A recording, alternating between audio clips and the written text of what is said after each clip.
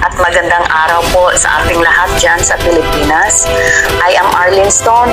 I am here in Minnesota, USA.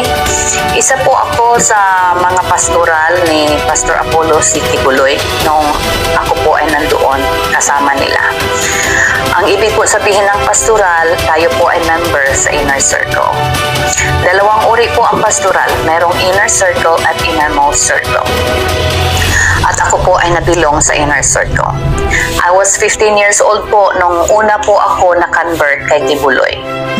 At pinasabak po kami, namamalimos po ako doon sa Amoranto. Pinadala po kami from Davao to Manila para mamalimos po. At ang una ko pong natirahan, una po namin natirahan ng aking sister ay Amoranto Coliseum dyan sa Cubao noong 1991 po. At pinapapanggap po kami ng mga pipi at bingi at mga fake na student po.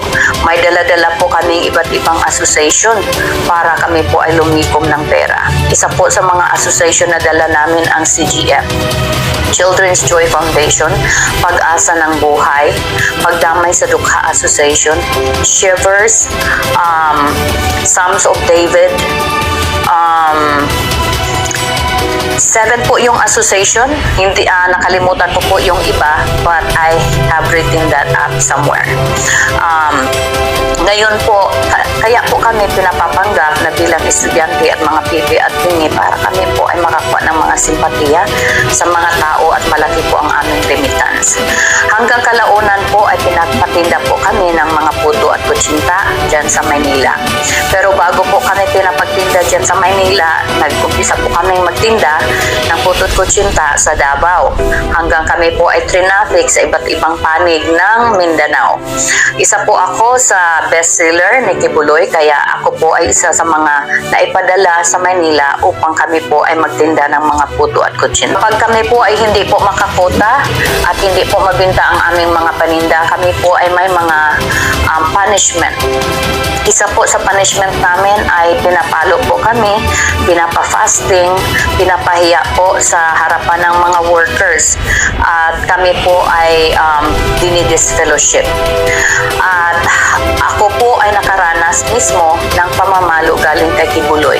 It was 60 slashes po, at ako din po ay nakaranas na babatukan ni Tibuloy. At ako din po ay nakaranas na ipahiya sa harapan ng mga members at workers ni Tibuloy.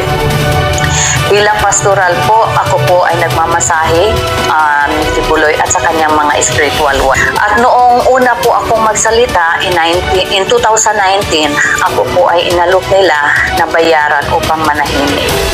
Pero hindi ko po tinanggap ang alok na yon dahil ako po ay maganda naman po ang ating trabaho dito sa States at malaki naman po ang aking kinikita dito. I am blessed, kaya hindi ko po tinanggap yon kasi ang importante po sa akin ang mabigyan ng justice ang aking mga kasamahan na sobrang inabuso. It's not just for me but for my people who were very abused, especially po sa mga minors, no, na mga inabuso ni Tibuloy. Yun po ang masakit para sa akin. Bakit po sila lumalapit, nag-vent out po sila sa kanilang mga struggles. Kaya po ako ganito, courageous para po sa kanila, hindi po para sa akin. Kasi ako po ay nakapag-umpisa na at nalagpasan ko na po ang struggle na mag-umpisa sa bagong buhay. Pero ako po ay nasasaktan para sa kanila kasi marami po sa kanila that until now, they are struggling. Especially po yung mga minors na masyadong inabuso ni Tibuloy. Doon po ako masyadong nasasaktan. Kaya hindi po ako mananahimik hanggat hindi po tayo makakuha ng justice for everyone. Po ang aking panawagan na sana po ang ating mga mambabatas dyan sa Pilipinas ay bigyan nyo naman ng tuon yung ating mga kababayan, lalong-lalo na yung mga kababaihan na sobrang inabuso. Maraming salamat po kay Senator Risa Hontiveros for looking into this matter at sa iba po ng mga mambabatas natin.